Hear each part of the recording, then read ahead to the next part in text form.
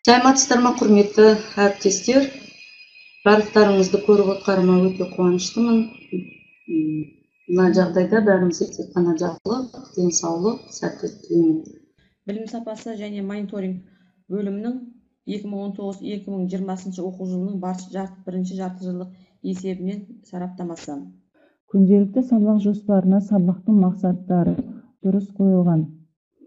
Күнделікті сабақ жоспары сабақ құрылымын сақтап құрастырылған. Дене шынықтыру пәні бойынша білім сапасының көрсеткіші жалпы бұл жерде САК оқытушыларының оқу үлгерімі, оқу білім сапасы орта баллы көрсетіліп тұр. Қорыта келгенде жалпы САК оқытушыларының дене қыздыру жаттығуларын дұрыс таңдауы, студенттердің тәртібі, сабаққа қатысуы, студенттермен қарым-қатынасы жақсы. Марина Турдалиевна, бұл сұрақты басқа пән оқушылар да қояды, басқа САКтарда. Ішінде жаңағы дивзачет болған күні ұзындыққа секіреді, 100 метр қашықтыққа жүгіреді және 1 километр қашықтыққа жүгіреді. Бүгінгі метод советте қаралатын сұрағым менің салауатты өмір салтын қалыптастыру комиссиясының жағдайымен тәрбие сағаттарының өту барысының тексеру сараптамасы.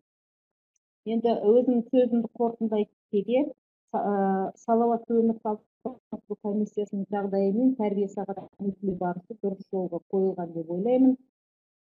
Облыстық республикалық деңгейде өтіп жатқан жарыстарға көбірек қатыссақ, студенттерді көбірек соған баулысақ деген сөз бар. Онлайн режимде әртүрлі бағытта өнер болсын,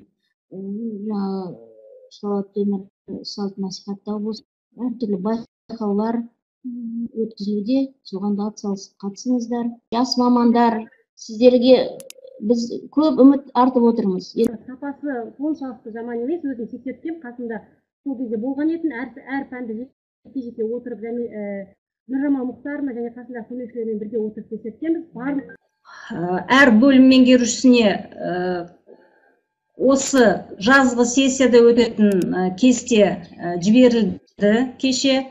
Енді САК төрайымдарына да сондай 5 минуттың ішінде уақытты шектейміз.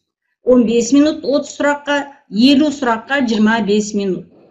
Продлесна, бұрын мысалға әдістемелік жетекшілер карантин жоқ кезде базаны барып тексеретін, онда жұмыстар бар еді. Солар күнделікті бақылап, қанша студент кірді, қанша студент тапсырманы орындады, және ноқтың тапсырғанын күнделікті олар қадағалап отыру керек. Ол әдістемелік жетекшінің міндеті. Соны Құрметті Жәмила Нұрғалиевна, әкімшілік мүшелері, САК төрайымдары, оқушылар, бүгінгі әдістемелік кеңес өз мәресіне жетті, мақсатына жетті. Барлықтарыңызға жақсы, аман есен болайық.